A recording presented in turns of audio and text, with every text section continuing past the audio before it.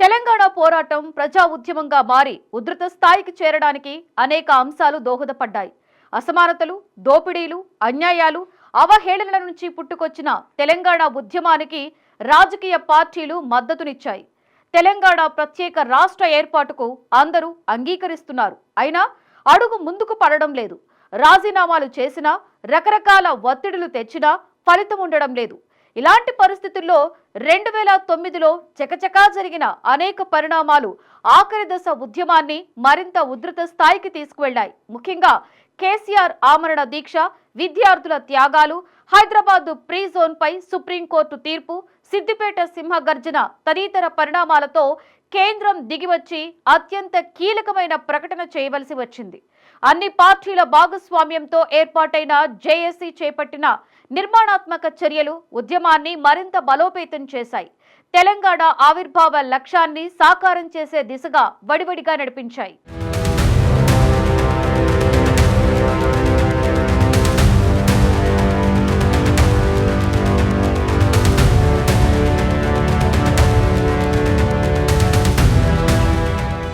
తెలంగాణ ఉద్యమాన్ని ఓయూ విద్యార్థులను వేరు చేసి చూడలేం. 1969 నుంచి తెలంగాణ ఉద్యమ భావనను సజీవంగా ఉంచింది విద్యార్థుల పోరాటాలే. ఒక్క తెలంగాణ ఉద్యమమే కాదు, ఎన్నో చారిత్రక పోరాటాలకు ఉస్మానియా కేంద్రంగా పనిచేసింది. తెలంగాణ ఉద్యమంలో భాగంగా 1969 నుంచి 2014 వరకు జరిగిన ఎన్నో చారిత్రక పోరాటాలకు ఉస్మానియా యూనివర్సిటీ కేంద్రమైంది. ఉమ్మడి ఏపీలో తెలంగాణకు అన్యాయం జరుగుతున్నదని మొదట గొంతెత్తింది ఉస్మానియా విద్యార్థులే. సమైక్య పాలనలో తెలంగాణకు జరుగుతున్న అన్యాయాన్ని ప్రశ్నిస్తూ ఉస్మానియా విద్యార్థులు అలుపెరగని పోరాటాలు ప్రజాస్వామ్య పోరాటాల చరిత్రలో ప్రత్యేక స్థానాన్ని పొందాయి.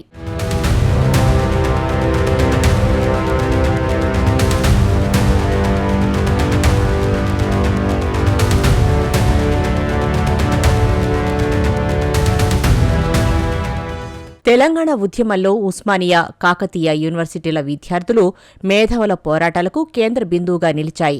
1969లో ఉస్మానియా విద్యార్థులు ప్రత్యేక తెలంగాణ రాష్ట్ర డిమాండ్ను వినిపించగా 2001 నుంచి మలిదశ పోరాటంలో, తర్వాత 2009లో ఆఖరు దశ ఉద్యమాన్ని మలుపు తిప్పాయి.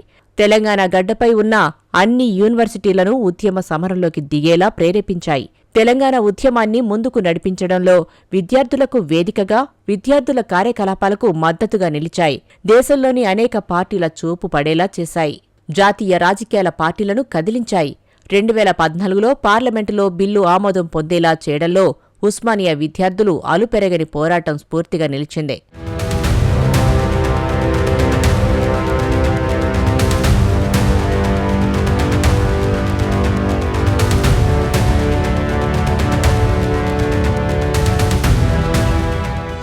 ఉస్మానియా యూనివర్సిటీ కేవలం నిర్మాణపరంగా మాత్రమే కళాత్మకంగా నిలిచిపోలేదు.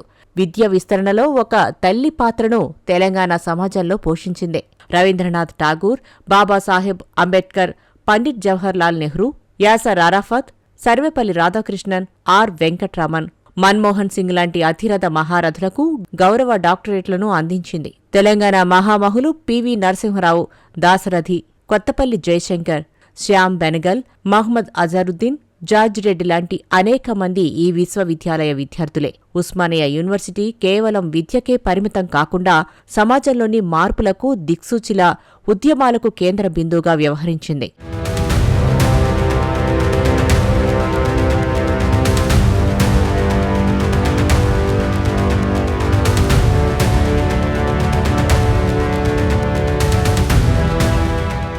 తెలంగాణ ఉద్యమంలో విద్యార్థులు చురుకైన పాత్ర పోషించేలా, ప్రజలను ఆలోచింపచేసి కదిలి వచ్చేలా చేయడంలో ఉస్మానియా విద్యార్థులది ప్రత్యేక పాత్ర. సింగరేణిలో స్థానికులకే ఉద్యోగాలు ఇవ్వాలంటూ 1969 జనవరి 9న పాల్వంచలో అన్నాబత్తుల రవీంద్రనాథ్ చేపట్టిన ఉద్యమానికి ఓయూ విద్యార్థులు అండగా నిలిచారు. రోడ్ల మీదకు వచ్చి ఆందోళనలు, నిరసనలకు దిగారు. కాళోజీ ఆశీస్సులతో 1969 జనవరిలో ఉస్మానియా విద్యార్థులు తొలి దశ తెలంగాణ ఉద్యమాన్ని ప్రారంభించారు. పల్లె పల్లెకు తెలంగాణ భావజాలాన్ని తీసుకువెళ్లడంలో కీలక పాత్ర పోషించారు. విద్యార్థుల పోరాటానికి ఉద్యోగులు సైతం మద్దతు తెలపడంతో తెలంగాణ ఉద్యమం ఉగ్రరూపం దాల్చింది. విద్యార్థుల ఉద్యమాన్ని ఎలాగైనా అణిచివేయాలని అనుకున్న ఆనాటి కాసు బ్రహ్మానందరెడ్డి ప్రభుత్వం విద్యార్థులపై కాల్పులు జరిపింది. దీంతో 369 మంది విద్యార్థులు అమరవీరులయ్యారు.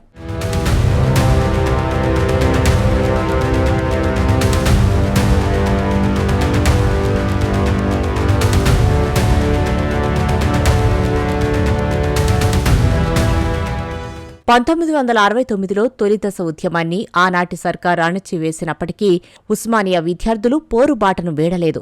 స్వరాష్ట్రం కోసం పోరాడుతూనే వచ్చారు.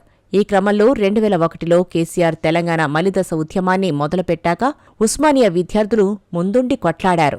2001 ఏప్రిల్ 7న హైదరాబాద్లోని జలదృశ్యం కేంద్రంగా తెలంగాణ వాదుల సమక్షంలో టీఆర్ఎస్ను కేసీఆర్ ఏర్పాటు చేశారు. నాడు కేసీఆర్కు ఉస్మానియా విద్యార్థులు మద్దతుగా నిలిచి ఉద్యమాన్ని ముందుకు నడిపించారు. 2009 నవంబర్ 9న కేసీఆర్ చేపట్టిన ఆమరణ నిరాహార దీక్షకు విద్యార్థి లోకమంతా అండగా నిలిచింది. ఈ క్రమంలో ఉద్యమం కోసం విద్యార్థులు ప్రత్యేక కార్యాచరణ రూపొందించారు.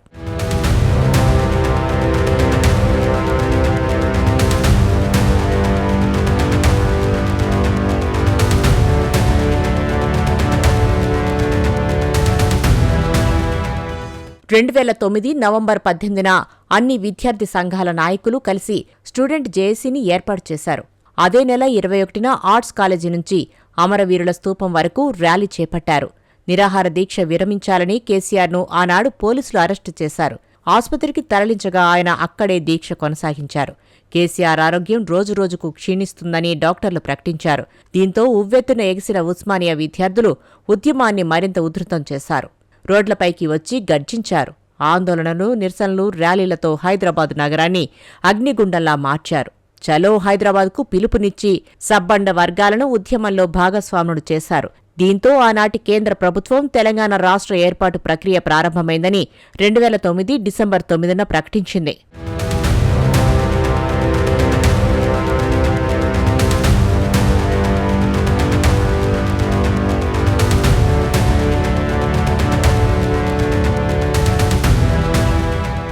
మరోవైపు సీమాంధ్రలో సమైక్యాంధ్ర ఉద్యమం మొదలైంది. తెలంగాణ ఏర్పాటు చేస్తామని నాటి కేంద్ర ప్రభుత్వం హామీ ఇవ్వడంతో ఆంధ్ర నాయకులు సమైక్యాంధ్ర ఉద్యమానికి తెరలేపారు. దీంతో తెలంగాణ రాష్ట్ర ఏర్పాటు నిర్ణయంపై కేంద్రం వెనక్కి తగ్గింది. దీంతో ఉస్మానియా యూనివర్సిటీ విద్యార్థులు నిప్పు కణికలై మండారు. ఉద్యమాన్ని మరింత ఉధృతం చేశారు. సింహగర్జన, పొలికేక పేర్లతో విద్యార్థులు భారీగా సమావేశాలు నిర్వహించారు. 2010 జనవరి 1న నా రక్తం నా తెలంగాణ పేరుతో విద్యార్థులు నిర్వహించిన కార్యక్రమం గిన్నిస్ బుక్ రికార్డులో చోటు చేసుకుంది. శ్రీకాంతాచారి, సిరిపురం యాదయ్య లాంటి వందల మంది విద్యార్థులు ప్రాణత్యాగాలు అనుక్షణం తెలంగాణ ఉద్యమాన్ని కణకణమని మండేలా చేశాయి. 2010 జనవరి 3న లక్షలాది మంది విద్యార్థులతో మహాగర్జన నిర్వహించారు. జేఏసీతో కలిసి సాగర్ హారం, మిలియన్ మార్చ్, సకల జనుల సమ్మె లాంటి ఎన్నో పోరాటాల్లో కీలక పాత్ర పోషించారు.